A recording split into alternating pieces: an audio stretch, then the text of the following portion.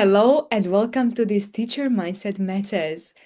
These are usually live sessions that I have every other week on Wednesday for teachers who are ready to work on their mindset. And the topics we share are the topics which are practical for teachers to follow. And in this one, I'm going to share the best practices and tips that you can follow so that you can end your day like a teacher who thrives. Now, this session is not a live session, it's a pre-recorded session because at this time my parents are visiting me in London and I just wanted to spend a good quality time with you, with them. But at the same time, I wanted to share something with you as I promised, and that's why I recorded this session. So, what we are going to speak about is the part of the day which is so important and yet so neglected very often. And why is it so? Very often, we give our whole hearts and energy and everything into the lesson plans, into the lessons we have with our students, and maybe in our family, with our friends, but we then forget about ourselves and we don't have this mental hygiene at the end of the day, or like a review of the day, or even the best practices to do before going to bed so that we have a good quality sleep and we wake up energized, calm, and ready for the day again. So sometimes this last part of the day is really kind of like forgotten. And that's why today I want to share something that really works well for me. And I know it works for some other teachers as well, so that we can see if this is going to work for you, or maybe you will find out something even better, or you will adjust what I'm saying to your evening bedtime routine. But basically, this is about the routine, the last minutes of your day before going to bed, and how this is important and crucial. So, there are three mindset tips that come to mind when it comes to the evening routine, the bedtime routine. And the first tip that I would love to encourage you to follow as part of your evening bedtime routine is to build a daily appreciation habit. What does it mean and why is it important? Notice here, I didn't use the word gratitude, which is a great word, but I feel like appreciation goes beyond that. And what is this habit about? It means you will be writing things that you appreciate on a piece of paper, in your journal, in a notebook, anywhere, but writing them down makes a huge difference. I try to just say them out loud or in my mind, but I have to say it doesn't work that well as when you write it down. And it's very important because if you appreciate things, you train your brain to see even more of what happened, and you show your brain that whatever happens, you can turn into a gift and that you appreciate that. Now, let me just share with you three ways how you can practice this habit. Because when we sometimes say, let's be grateful for things, we usually are grateful for things that went well. And that's one way what you can be grateful for, what you can appreciate. So things that went well, for example, you had a good session, or you went out for a dinner, or you could afford to buy a new piece of clothing, or you met a friend you didn't see for a long time. So you would say, I appreciate that I could meet with blah, blah, blah. I appreciate that I had enough money to buy myself this piece of clothing. I appreciate that I could go out and have a dinner with this person that really matters to me.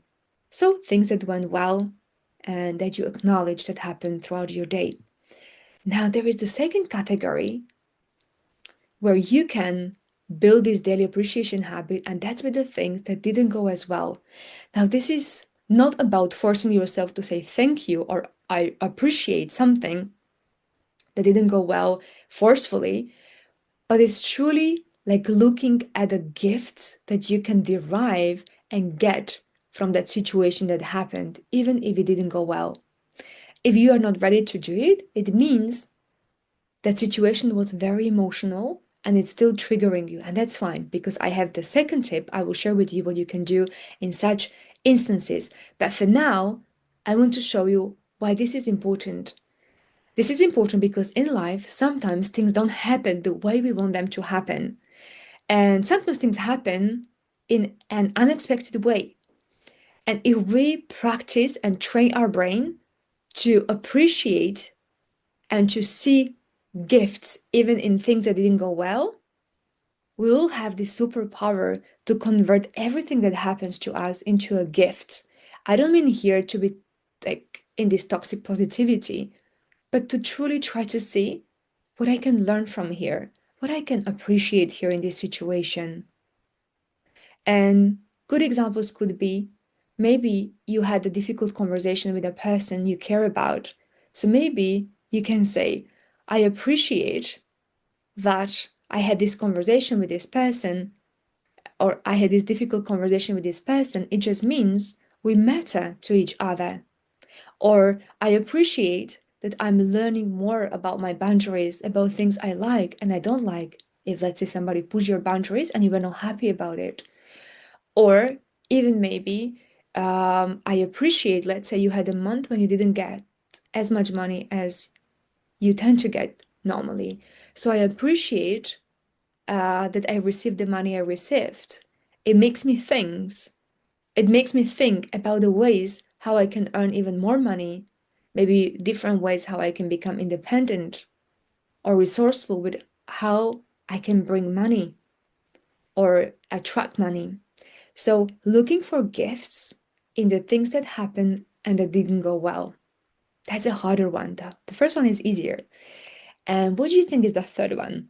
So it's building the daily appreciation habit for things that are about to happen or we want them to happen because we don't know if some things will happen, but we want them to happen. So let's say you want to buy a house by the seaside.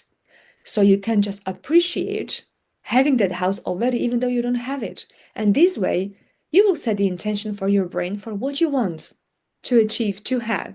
And then your brain is going to follow that and do its best to find the ways how to help you buy that house or have that house. And this way, you can already appreciate something that you don't necessarily have physically, but you have it mentally already and emotionally, you are connected with that. Or you can even appreciate, let's say you are about to have a difficult conversation with someone, and you can appreciate the positive outcome or how things went about that situation. Now, this does not mean it will actually happen. It may not happen. It may happen the exact opposite, although you set the intentions for that situation to happen certain way, but at least you set your best intention. And then if things don't happen the way you want them to happen, you can still uh, get some gifts from that situation. So this is the third one. Daily appreciation habit about the things that are about to happen. The second tip is for those things that didn't go well and you can't just say thank you for them and you just can't go to bed because you're still replaying that scene and situation. So basically, the second tip would be follow mental hygiene for what still hurts. Because it's difficult to say thank you for something which doesn't hurt anymore. Sorry, it's difficult to say thank you for something which still hurts. In this case, so with the second tip, follow mental hygiene for what still hurts. This is about the situation that didn't go following your expectations, or even something happened and you were not happy about it. And if you practice mental hygiene this way, for whatever happened, you are going to, in a way, rewrite those memories and you are going to process what happened in a conscious and healthy way so that it doesn't play out for you. It doesn't trigger you anymore. Because usually, when we don't process what happened, we are subconsciously attracting it and following it in the future situation. So, until we resolve it, we are going to be attracting it. And our brain is a teachable machine, it's trainable, you can train it, and you can train it to process anything that happened and then follow with your day or even end your day with this mental hygiene process.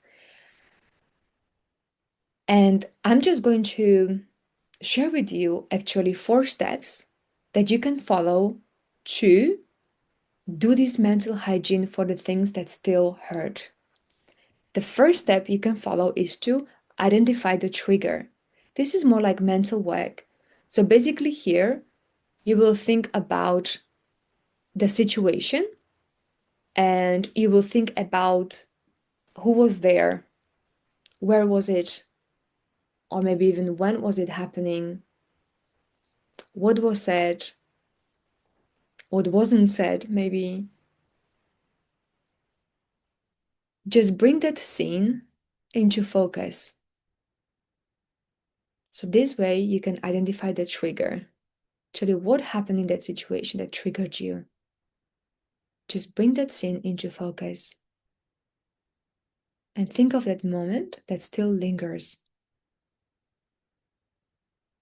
The second one is to experience the trigger.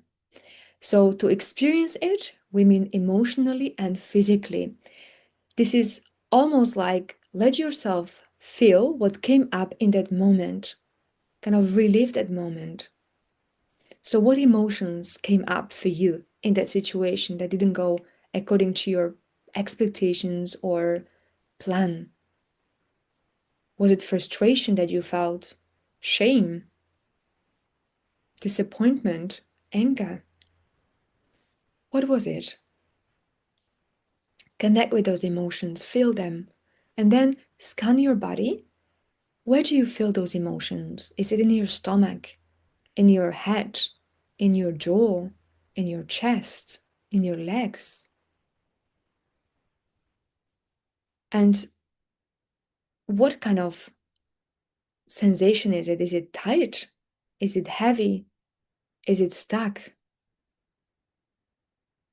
Connect with it. And if it helps, even intensify it, make it even stronger by focusing on that sensation and tense up your body even more so that you can feel it even more. This way you reconnect with it, which means you are not running away from it and you're not trying to pretend everything is great. You're just reconnecting with it and feeling it. So that's how you experience the trigger. You connect with it.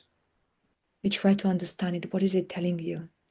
And then the third step is to use your magic remote. What does it mean? It means to imagine now you have this magic remote so that you can rewind the scene, you can replay the scene, and you play it again. But this time, you respond how you wish you had. And not just you, but even the people in that scene. They respond how you wish them to respond, with calm, with empathy, with strength.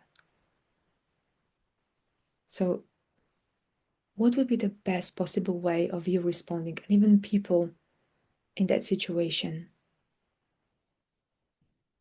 Imagine that maybe what is said differently, how are things done differently, and really let your body feel this version. It's not just mentally replaying it, but replay it with your emotions and with your physical body as well, as if you were in that situation again, but this time it would be in a way the best case scenario. And as you have that, the fourth one will be to anchor this shift. So this means notice what's changed in your body. What does it feel like to imagine this better version of the same scene, but just the better version? And this is not about being fake. So you are rewriting the emotional memory here. And because your brain stores memories, and those memories shape your future. So we are just gently updating them. Because then your future depends on these memories and emotional triggers that we have.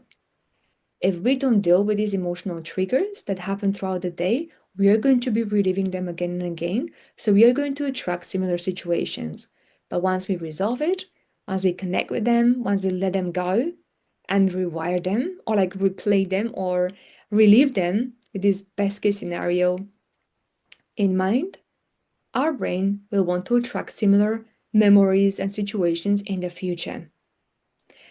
And what is very important, you can do this routine, this or mental hygiene at the end of each day, even preventively. So even if it's not a big emotional trigger, but if you train your brain to do it preventively, it's going to be so much easier for you then to deal even with these more difficult emotional triggers. And this is very good just to clear things out before they get stuck. Think of it like brushing your teeth, but just for your mind. So this is the second one I wanted to share with you. And again, for you to follow your mental hygiene for what still hurts, you need to follow these 4 steps. Identify the trigger, experience the trigger, use your magic remote, and anchor the shift. Now, the third one is set a sleep intention. So, what is this about? As I said, the last few minutes or seconds before you fall asleep really matter, because whatever mental state or emotional energy you are in, that's how you're going to wake up, and that's how you get or what kind of qualities of sleep you get. So it's very important what kind of things you feel and think before going to bed. And I treat kind of this sleep as the most fertile garden, and you are planting your seeds by having those thoughts and feelings. And whatever you plant, it's going to grow there as you sleep without you even doing anything. So really pay attention. What seeds are you planting before going to bed?